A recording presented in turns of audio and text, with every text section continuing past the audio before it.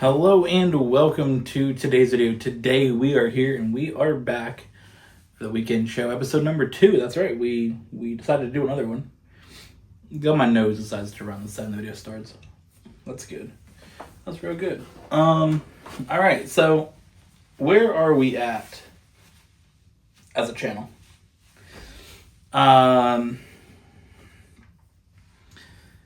It's not the best spot. Basically,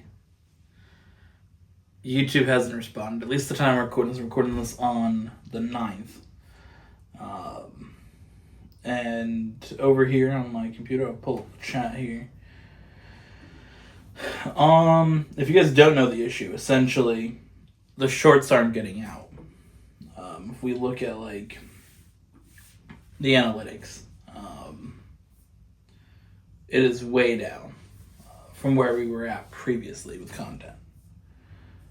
Nothing really short-wise getting views, which really was where our main views came from. Videos do okay, but shorts do really, really well. So,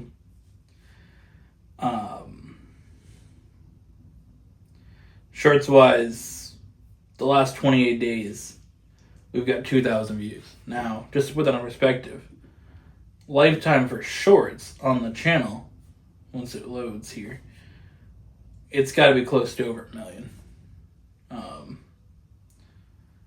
Maybe YouTube wants to load, maybe it doesn't.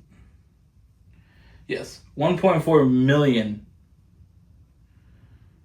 views come from shorts on the channel.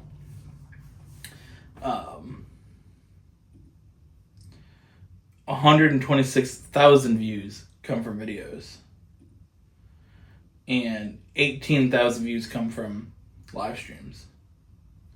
And then obviously there is a section that is just content, because there is YouTube split it in 2019 into videos, live streams, and obviously added shorts in later on. So shorts, though, make up 1.4 million of the almost 2 million views that we have. So without that getting out, it's obviously going to hurt content. So, yeah, we have 1,995,077 views. That's what we're at. And if I look here at all the videos, or all the content that has ever been posted, the first 3 were live streams that I did, and then it's short, video, short, basically a short, it's a 4-second video, short. Like, that's where we're at. But again, most shorts would get us, between 400 and 1,000 views. And December 10th, boom, shut off. And I've tried to get in contact with YouTube about this. I don't know how many days now.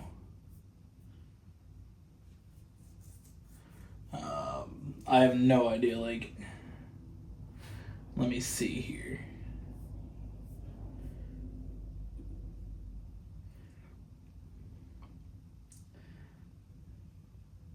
I've probably been posting this for about a week.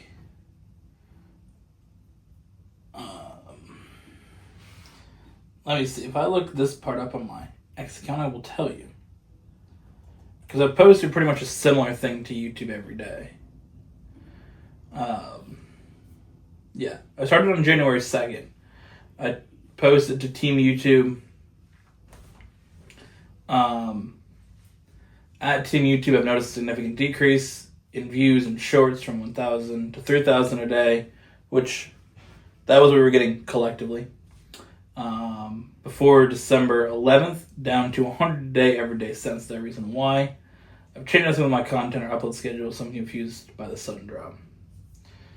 I also put, as a response to that, all the shorts views are coming from older ones, new stuff is getting 0, which is realistic.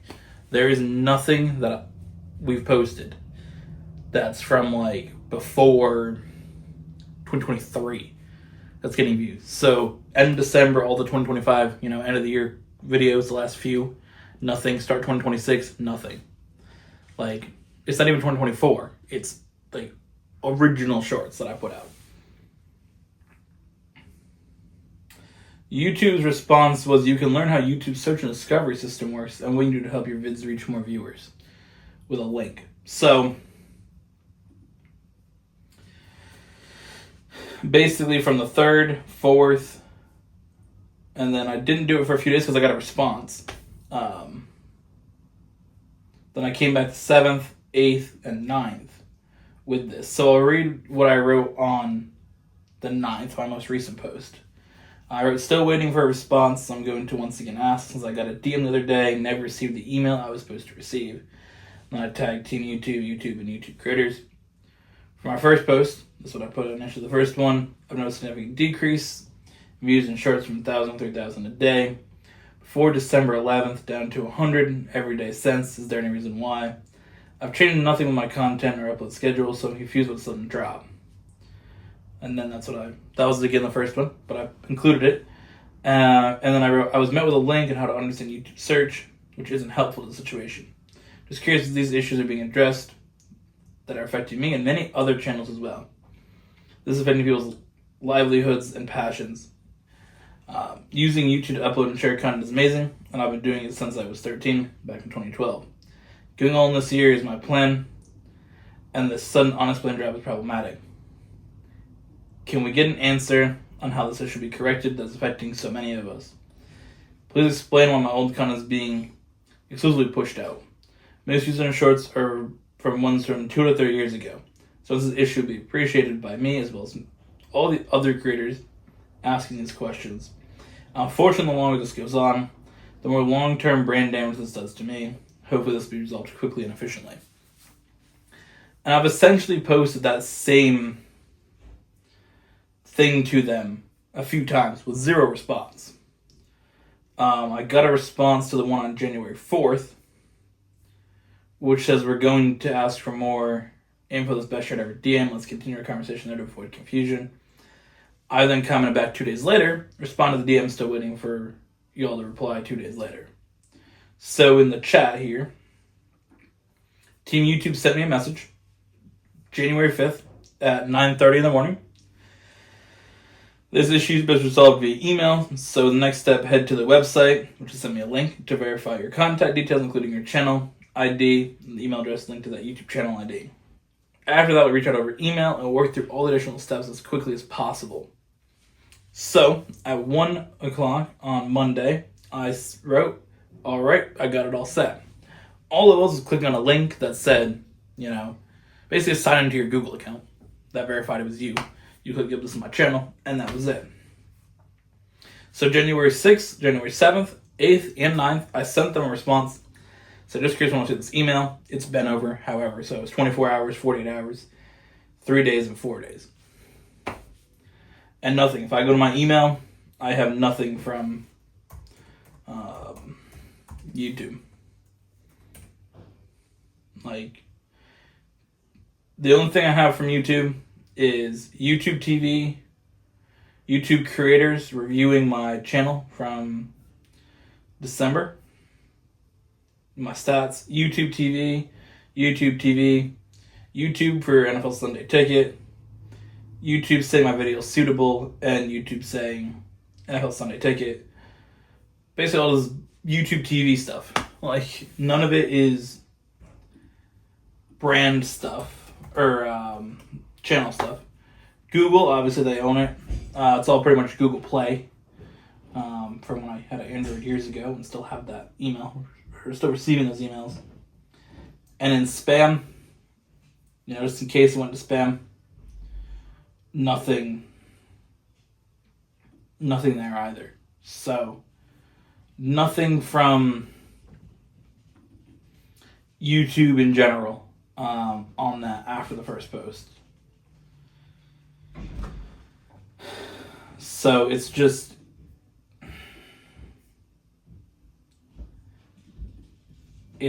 disappointing. It's one of those things that it's hard to I guess, put into words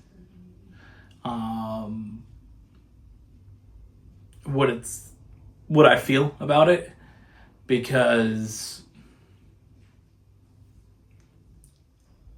I have dedicated so much of my life genuinely to doing YouTube videos and making YouTube videos. I mean, this room I'm sitting in, I worked to make it, the way it is from when I was doing YouTube videos years ago, right? With the floor that's in it, painting the walls, like the way I designed it back when this was my recording space. And obviously for my parents to, when I was, 14, to be like, here, we'll give you a room in the house to record videos. They did that for me. And I just want to be able to do something, get money and be like, here you go, here's something cool, something nice. That's for me what I want to do, and I think that's what a lot of people dream of doing, something nice for your parents, right? So that's part of it, right? Where I record now, it's part of our house that's dedicated to video recording, right? Like, it's still, it's not a whole room because I didn't need that anymore, but it's still a desk spot in our house. And that's to me something that I want to be able to do, right? Here you go. I want to give you money for this, or, give the money back for stuff that I had to give the money for in general, but also just, here you go, right? Like, here's something nice that I could do, whatever it is, right? So that's important to me. And also, like, I've just dedicated so much time to it, in general, from, being 13, starting this in 2012, to now. Like, it's a lot of time. Emma and I spent a lot of time in our relationship, so far in our year and a half relationship. A little more than that, but we spent a lot of our time on making videos and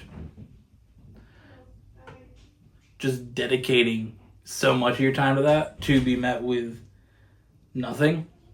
I think it really shows, first of all, how little they care about content creators on YouTube. I think is very much down to, what ad revenue can we get? That's all that Google really cares about, obviously. So really seeing how they don't care. If you dedicate your time to making content, oh well, we'll press a button and shut your whole thing down. We'll change one little thing and now you have no views. It's just difficult to, I guess, accept that, especially when 2026 we position ourselves to reinvent the brand, right? This series is back because of that. And when I dedicated basically 2 weeks straight to recording everything for January and February, we spent a lot of time on that. And it's just really difficult to accept that it's just there because we're doing it, because it's uploaded and no one's gonna get to watch it. And it's not that no one wanted to watch it, right? It's not like we put it out and just everything got 0 views. Everything got 0 views because of the YouTube algorithm, where they pushed it. I know other people had issues with the same thing. I know people have been having issues with repetitive content being demonetized. I've not gotten that. I was, that could be part of it. I know their AI system is picking up on repetitive faceless content, which the shorts, being GTA racing, Gran Turismo racing, I don't have a face cam on it. And it is similar every single time. Is that part of it? I mean, it could be, but I don't have anything on my, creator studio here that says anything about monetization. And when I open the chat with creator support, it just says URL not found on this server. Like, it's just so disappointing to deal with.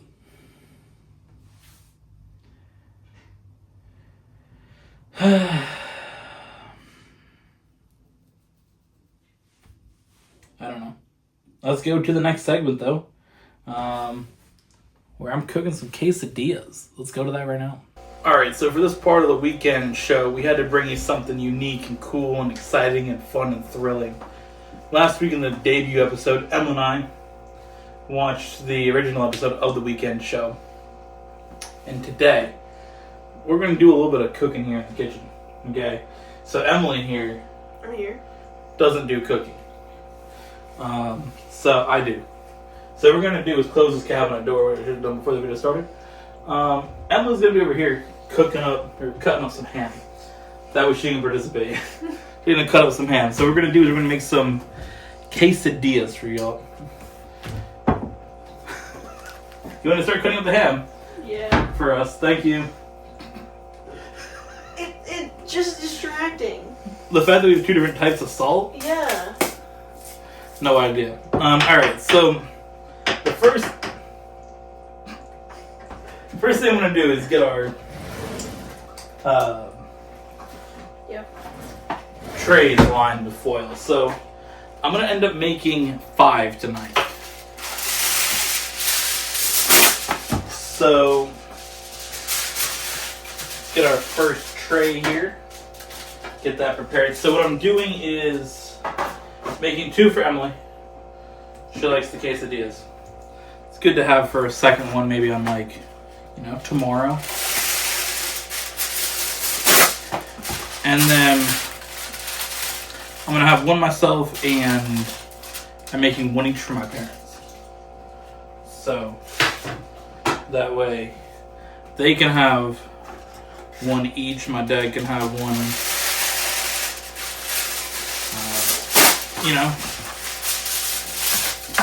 Little snack before going to work at night, or just something throughout the day if he wants. And I'll have hers when she gets home from work. So essentially I'm going to prep theirs first, because theirs don't require ham. Like this far. You can do a little smaller.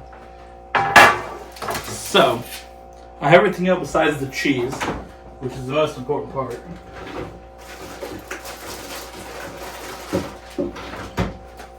Alright, so we have the store brand cheese. It's Big Y, so it's quality anyways. It's 3-state cheddar blend, so it's not really the Mexican blend, but it's kind of what we have. Is this what we have for your dip? Yeah. Alright, so it's got a Vermont, Wisconsin, and New York sharp cheddar. So we'll have that. Now, actually, I want to put a little oil on the pan first. I'm trying to do this smarter. Every time I forget the oil, and then I have to put it underneath it. Kylie on. So, Hi and Sean. a little bit of oil there on the pan. We do have the oven behind us preheating to 400.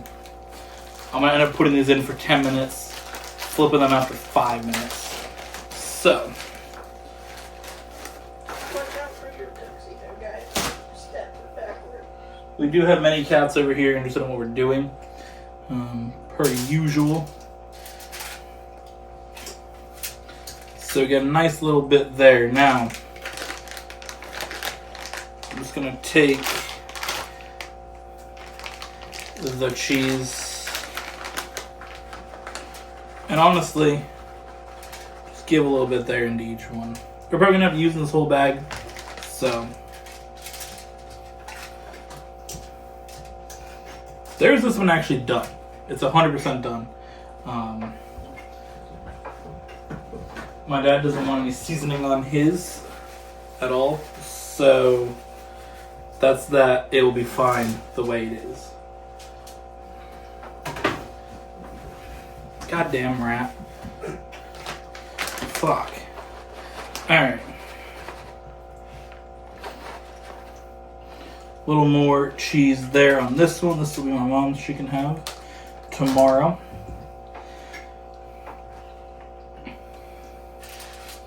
And I do want to get a little bit of olive oil on there. Lovely, lovely spread of oil. So, she's requested a low amount of seasonings. So, we're going to just go with the Mrs. Dash Table Blend. Always a solid call, solid pull. For a little bit of seasonings on the top. We're going to go with the Guy Fieri Flavor Town garlic butter all-purpose rub that I recently acquired. Added to my collection of just a few seasonings that I own.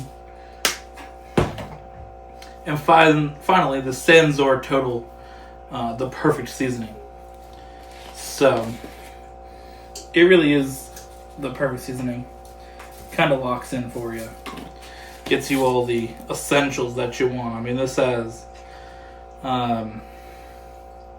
many things. Garlic, onion, salt, parsley. So it's got everything you want. And it's in Spanish too, so if you want to know Spanish. Adobe carnes, pescado, anada, a sus enchiladas, sopas, salas, y vegetables. Do you know what any of that means? Relas el sendor natural de sus comodas con perfecta combinación de ingredientes naturales. Yes, actually I do know what it means. It means rub it on meats, poultry, and fish. Add to salads, soups, sauces, and vegetables. You know, I can tell you... Enhances the natural flavors of food with a perfect mix of natural ingredients. That's what it says. All translated from this brain. God, I'm a genius. This nog be working overtime. What? Are you impressed by my Spanish? ¿Cómo estás, Esperito? Alright. I could play Sombra and people would be like, oh wow, he's doing for the culture. I used to be a Sombra player. For real? And they ruined her and made her ass. Yeah, it'd be like that. Because she wasn't balanced or some gay shit. Alright. Here we go. First one. Drop it on there. Drop it like it's hot. What?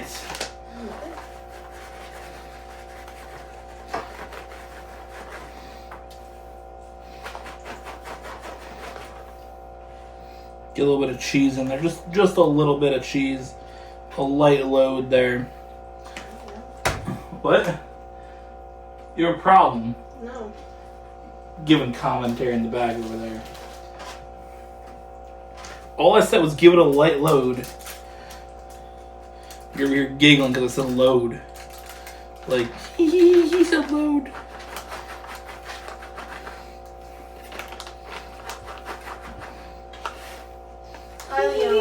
He's a loady. Are you almost done, bro? No. Oh my god. I finished the first one. Bro, I would have had them all done by now. Okay. You need to finish for you? Can later.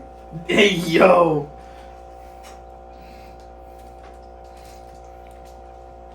That's crazy, dog. Alright, so what you want to do is once you have released the load from the package, just spread it out a little bit. You don't want too much of the load in one spot.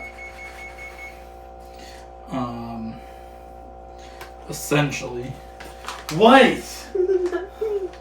All I'm doing is I'm spreading out the load so you evenly distribute the load. Yeah. Do you have a problem with even load distribution? Nope. Okay. So what you do is, well, you wait for... Jaxie, come on, little bro.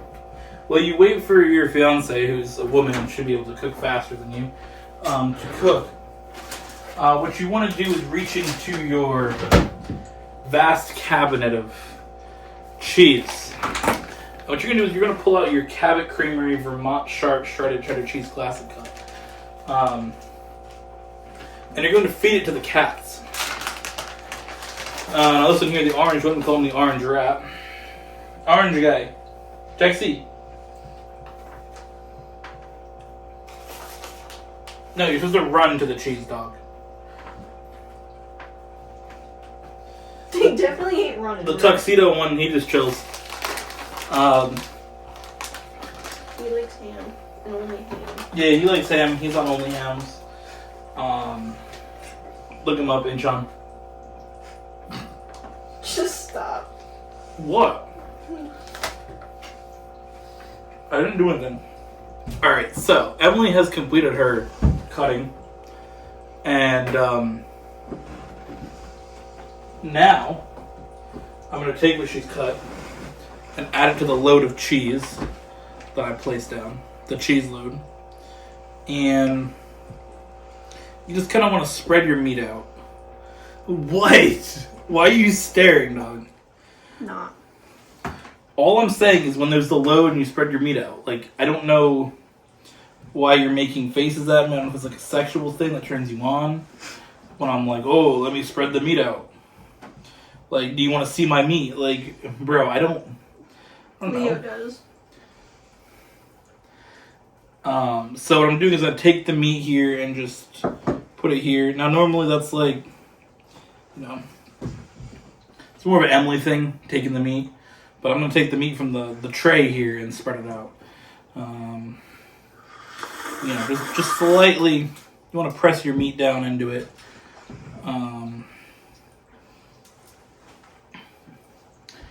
Get all the meat in there. And,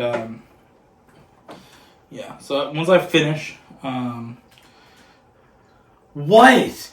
Why are you looking at me so aggressively? I'm not. Babe. Tell me why you're looking at me so aggressively. I'm talking about the meat and finishing and the load. Exactly. Like, where's your mind going?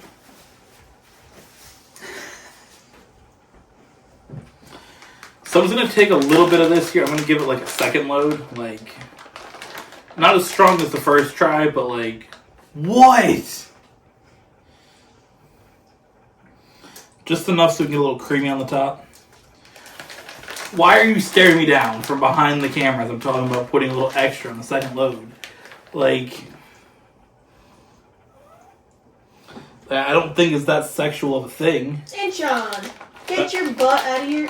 Get your nose Why out are of you your yelling at the sister's cats when we're on ass. camera, dog? About sniffing ass, dog. What? I'm just trying I to... can sniff mine later. Huh? I'm just trying to evenly distribute the load here across all of my times to distribute loads. Do you want to look at the ham? Do you want to look at that? Bro! Look.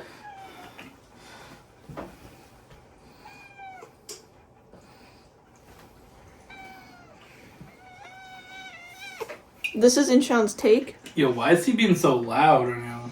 Because he wants ham. He's going to stare at you aggressively. For the ham. And John, all the ham is gone. It has despawned. Despawned. Gone.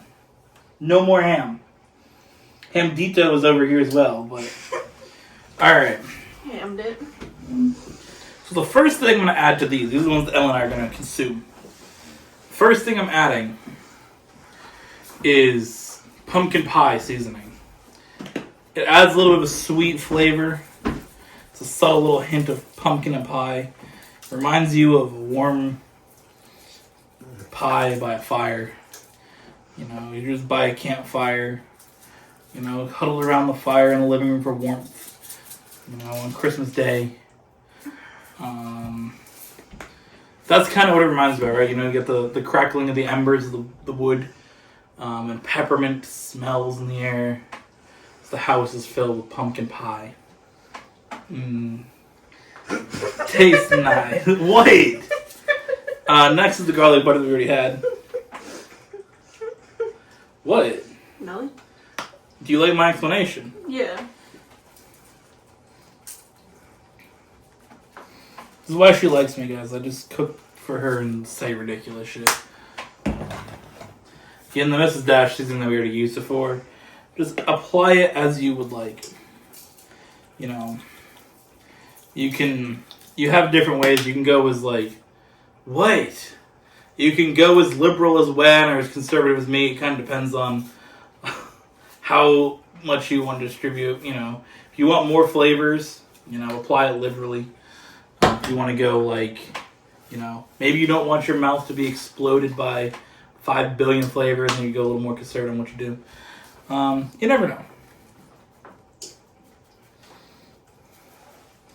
I think when it comes to cooking is the one time that liberal is okay. When it comes to politics, then you end up with like Gavin Newsom and Tim Walz and Kamala Harris, and then you never really hate your life. But outside of that, Tejan added that.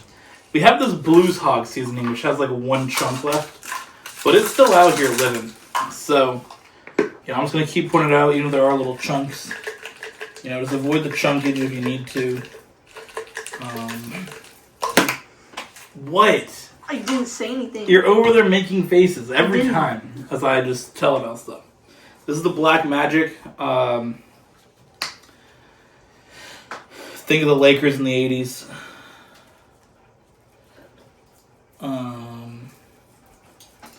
Just not the AIDS part.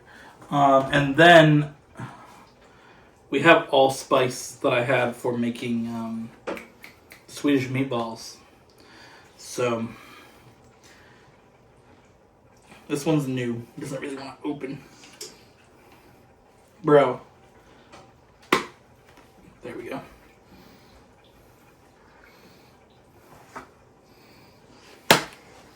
Get you a little cinnamon flavor in there. Then we're going to go a little bit of salt on the top. Just nice pile of salt on there. Say salt 3 times and salt Sean will appear to eat your salty ham.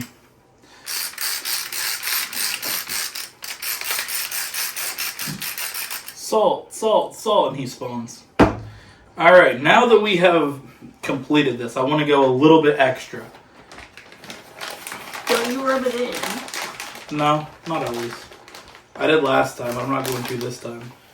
So, just on the top for a little extra flavor, I'm going to go cheese.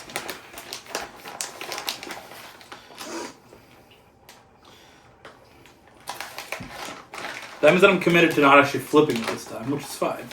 Because we'll still cook the same either way. Doesn't really matter, they have enough. Yo, Leon.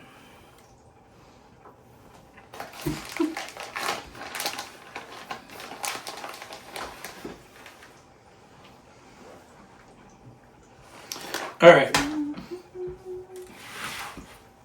going to take this and throw it right into the oven. Throw these 2 in as well.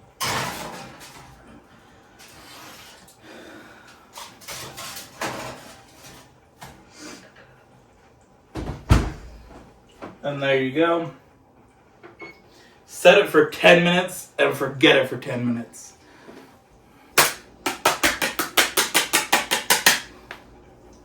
Our food has completed the cooking process. It is now time to prepare the food for the eating process. 3 very simple steps. First of all, you want to prepare it to eat, right? That's what we're here for. We're here to eat, we're here to consume. So,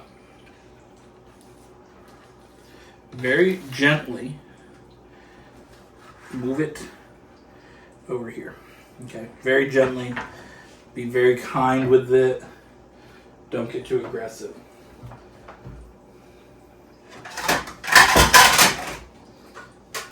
Secondly, take my plates out of the refrigerator. Take my plates out of the cabinet. Secondly, I've taken my plates out of the cabinet. That's staying in. It's not getting edited out. Makes it funnier that way. Mm-hmm. Alright. So. Let's give it a nice cut there in half. Just be like, oh, look at that. Look at that beautiful slice. Now, babe, would you like to come over here and give this a nice little sample for us? Tell us how tasty it is. I would if it's not blazing hot that just came out of the oven. It's not blazing hot anymore. It's going to burn your mouth. You'll be fine. Oh, it feels nice and cool.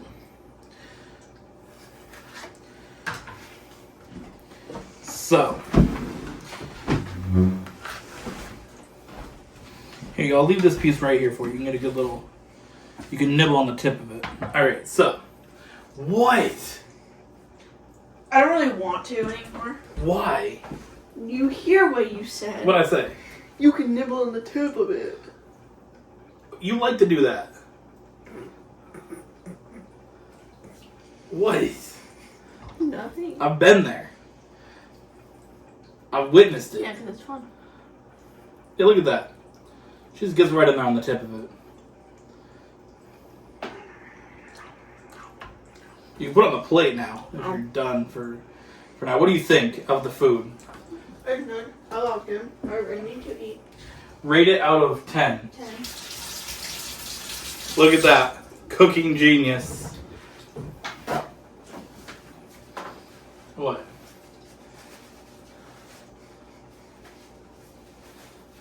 You gotta kiss the chef.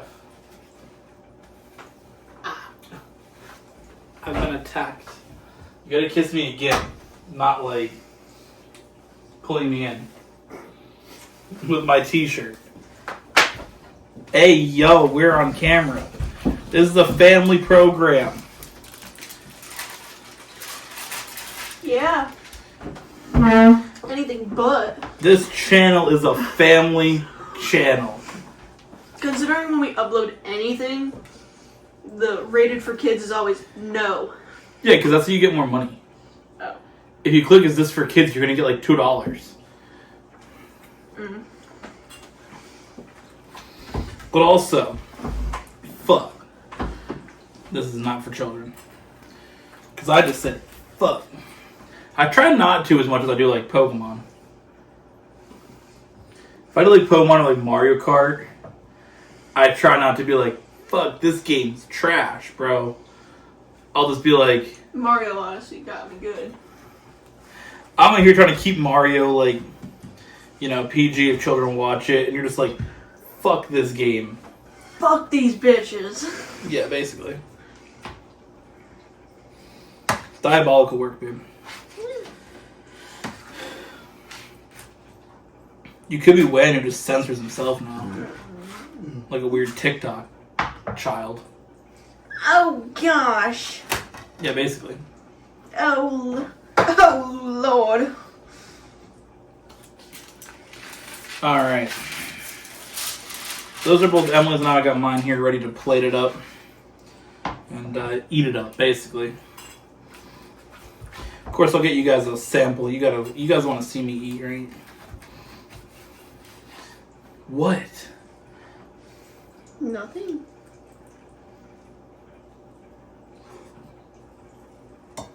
It's a little wet. But it's a good thing. Wetness is a good thing. The wetter it is, the better it is, I think. Is the saying in cooking. Why you give me a face like that? No. Well, now that I have the wetness on my hands, it's dripping down my fingers. We say goodbye to this segment. And go. What's the next segment after this? I don't know. That next one. Alright. Our next segment here is... We're going to talk about some football.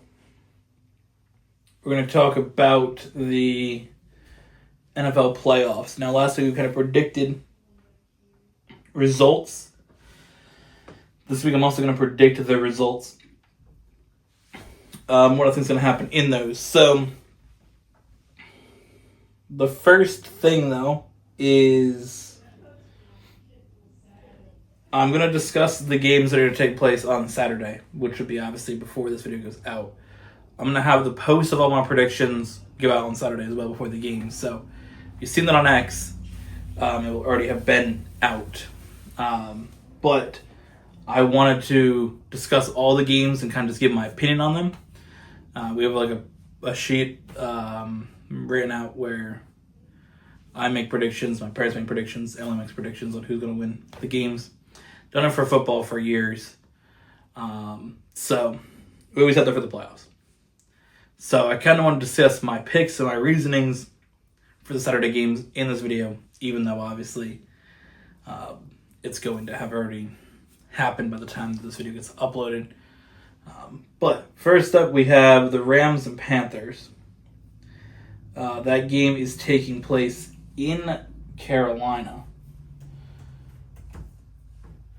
So, I didn't want to open that. So it's taking place in Carolina. My prediction on it is the Rams winning. I think that they're just a better team. The Panthers kind of snuck in last minute, winning their division. The NFC South isn't great with the Panthers, Buccaneers, Falcons, and Saints. They're all pretty much the same record, and they're all,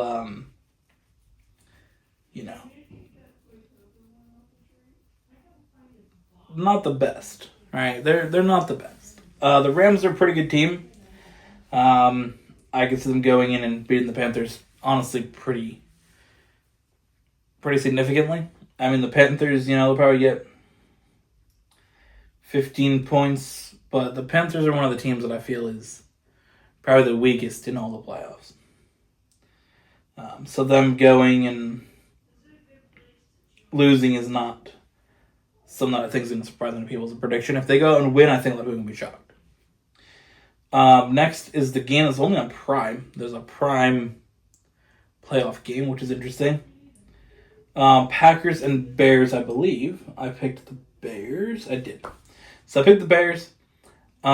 They are a little bit better than the Packers. The Packers have kind of been struggling the last few games. Kind of limping in the playoffs, and the Bears have been on a really good run. And I think the Bears are the team that should win. It's been a while since the Bears have won a playoff game they've hosted, so we'll see what happens. Next up, on the Sunday games, we have the Jaguars and the Bills. It's a home game for the Jaguars. I think they'll win that one. I think it's going to be close. The Bills are obviously a good team, but the Bills have struggled in the playoffs on the road. Obviously, a lot of those road games have been against the Chiefs, but they have struggled on the road, and they also have struggled in games that are in warmer weather. You kind of see that with, the Dolphins struggle when they come and play, the Patriots, the Bills, and, some of the lighter games, even against the Jets. But they struggle against those teams. The Bills are kind of the opposite. They struggle against the warmer weather teams. They're from a colder area. That does factor into it. They have to go play in Jacksonville.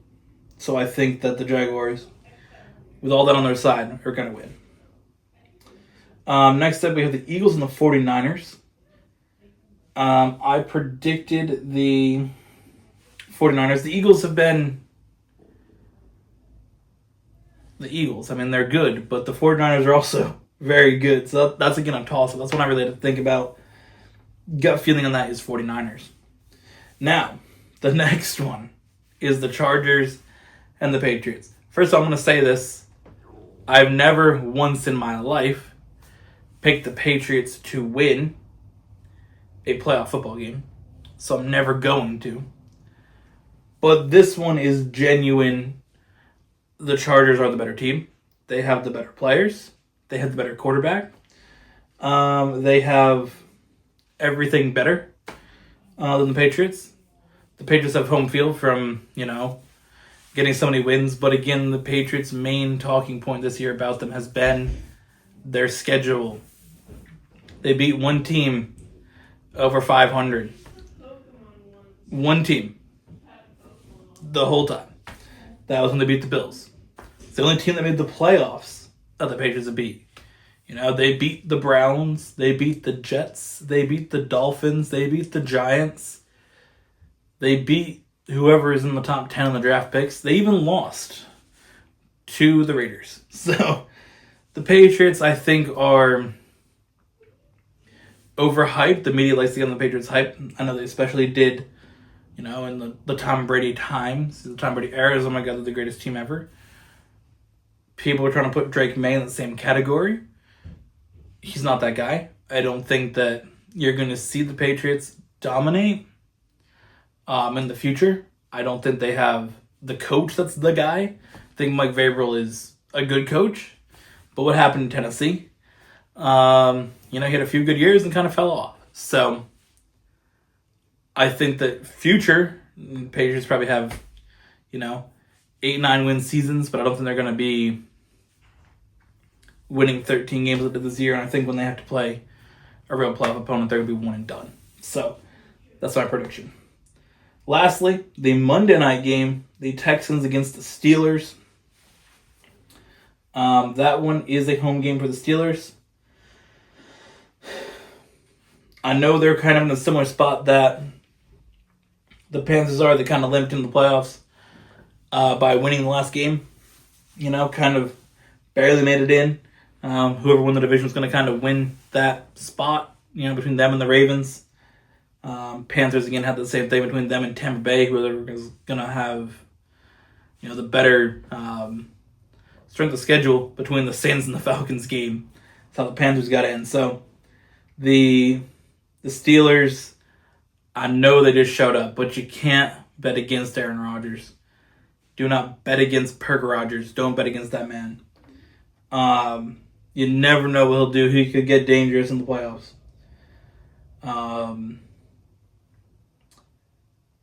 I just think he's that guy. And I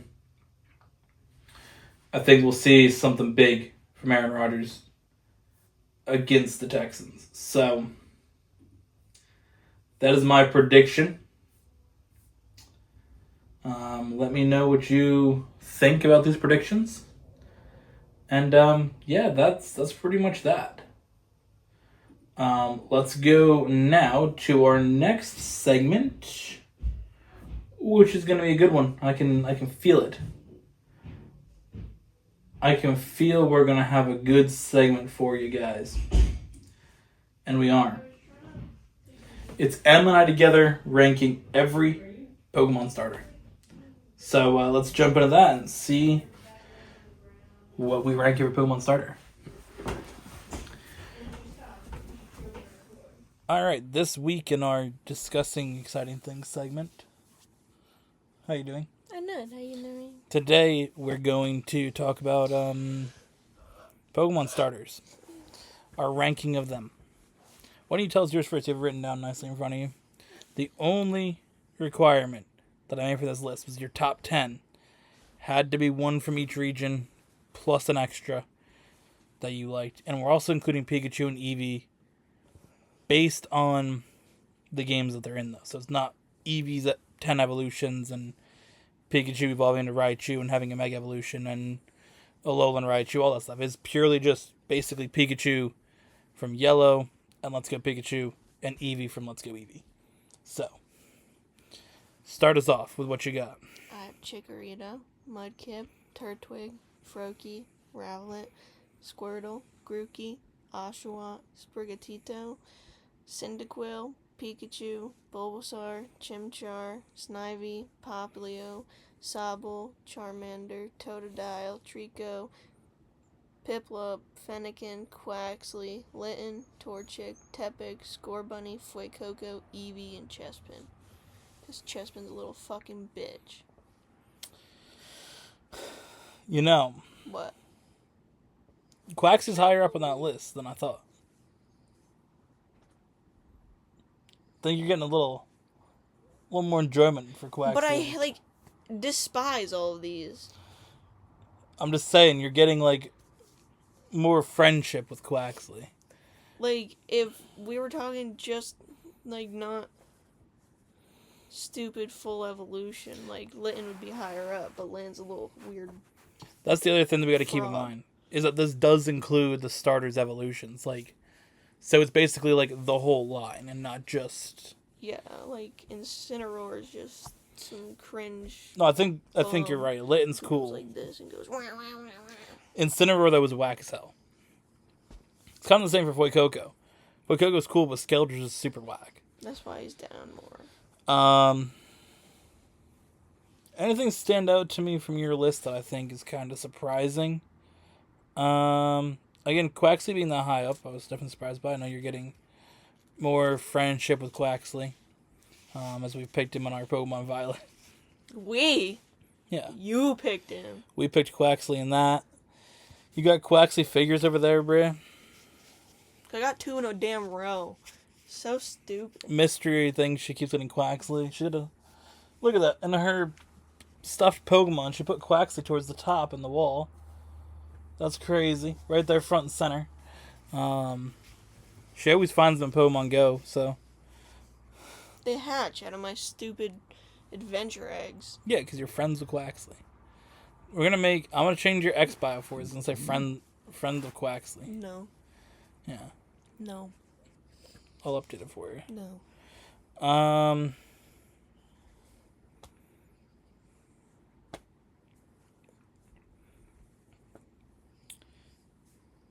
Squirtle being this high up is kind of surprising. Thought he'd be a little lower down in your top 10. He's just a little guy. Bulbasaur, that used to be your favorite, dude. What happened? I like Squirtle better. What happened? You pulled up, you didn't know about Pokemon. You're like, I have Bulbasaur socks, dog. Yeah, I do. That was one of the first things you showed me that you owned.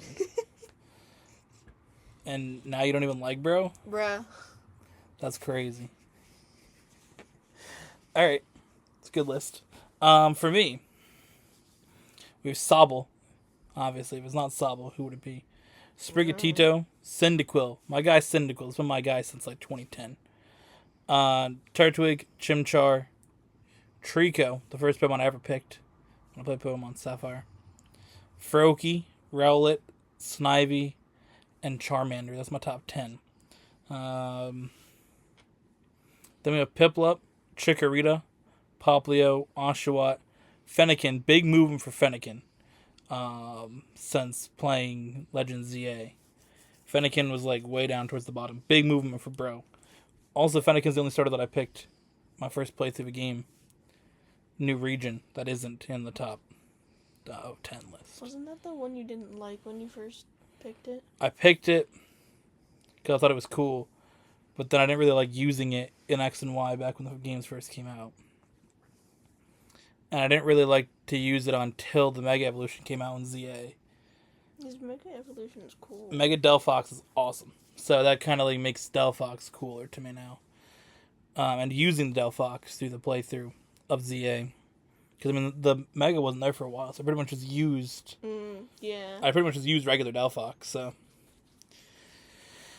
Then we have Mudkip, Pikachu. Again, Pikachu would be higher if it was Pikachu in general, but Pikachu as a starter in Let's Go Pikachu and Pokemon Yellow was kind of there.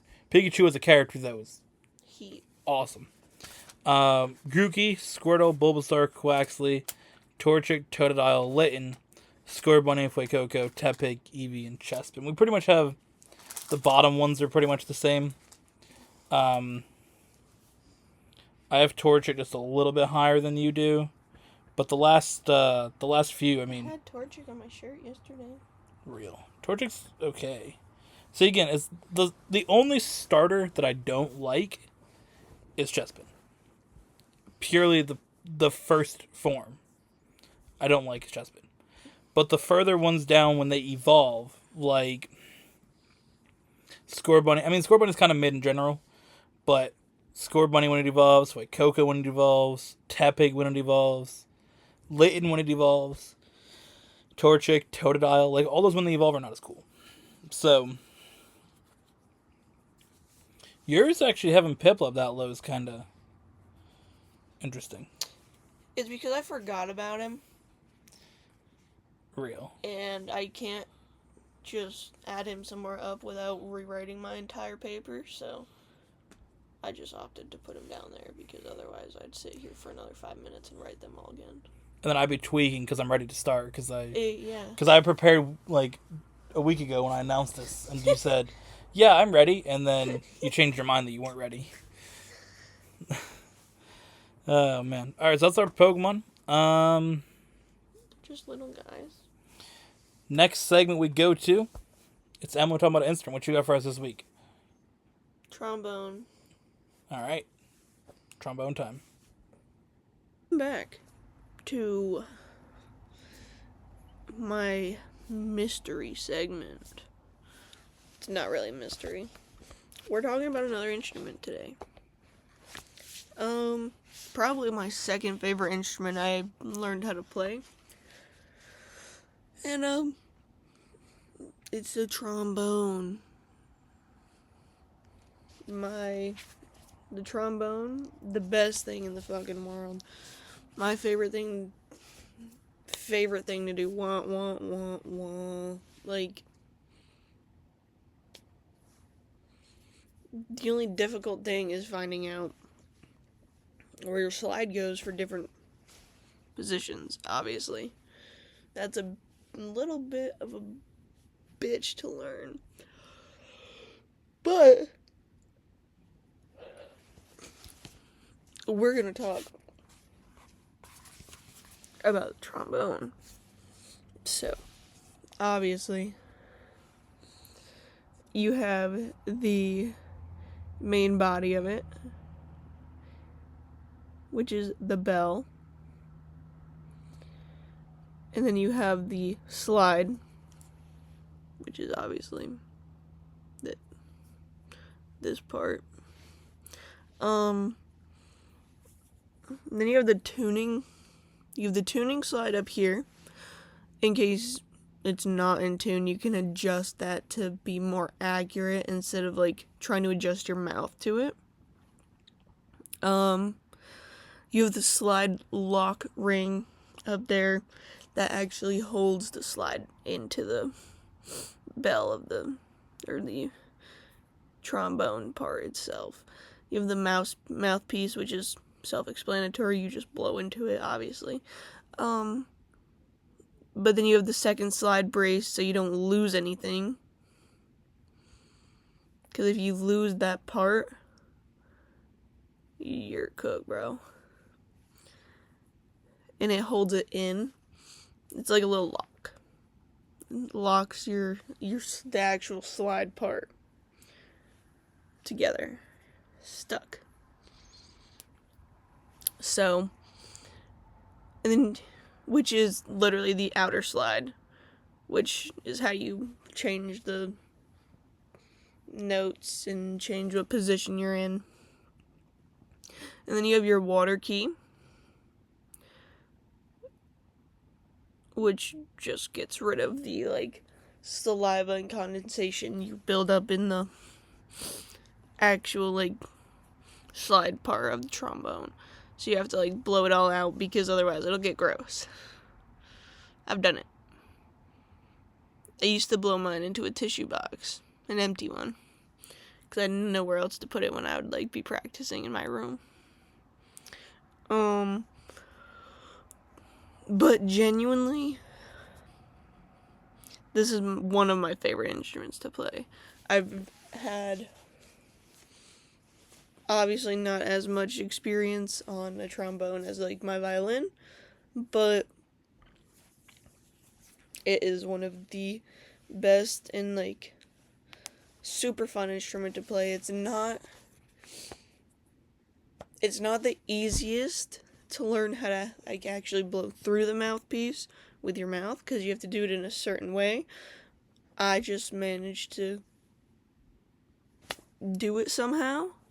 And, after that, I started learning how to read tenor clef and bass clef, obviously. But Then you have to just learn what slide positions are where. And then from there, you're locked in. And from there, you can just play. I believe I was working on a suite. I think one of the military band suites. And awesome song. Always usually are stuck in my head. But trombone is one of my favorite instruments. And I'm glad I still have mine. It's something Kurt wouldn't want to learn because he doesn't like those things. And I think it's just funny, like, to try. But I gotta get back to playing my trombone. 'Cause where's the fun without the trombone, you know? Like, I don't know.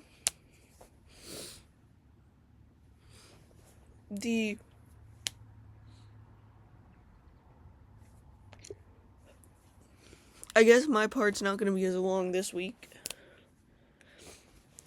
Because trombone is like 4 pieces. So. But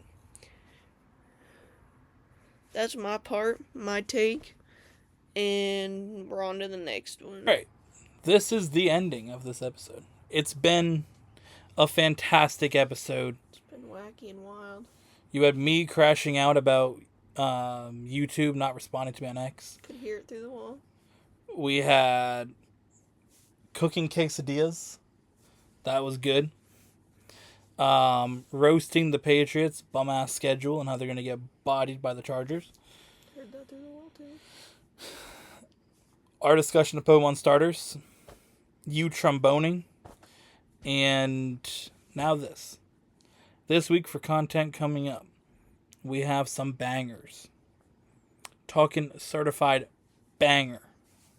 Tomorrow, Pokemon Legends Arceus, Stardew Valley, and Wreckfest. I take on Bodhi. I take on Rebel Rat. On Tuesday, Emily's second episode of Fallout 4. Overwatch 2, which is actually the first time that I returned to Overwatch 2 back like a month and a half ago. It was me doing the first match. I'm like, damn, I still got it. I've become washed since then, but he does say wash. He's washed almost every match when he starts just throwing. That first match, I was back and I was locked in. I still had it. And then we have Pokemon Violet in the episode Bro Just Wants a Sandwich. Bro just wants a sandwich. Give him a sandwich. On a Wednesday, Emily continues her NASCAR 2005 Chase of the Cup career with episode number 48. We have episode number 30 of Wreckfest career, and Bodhi's just a good old boy.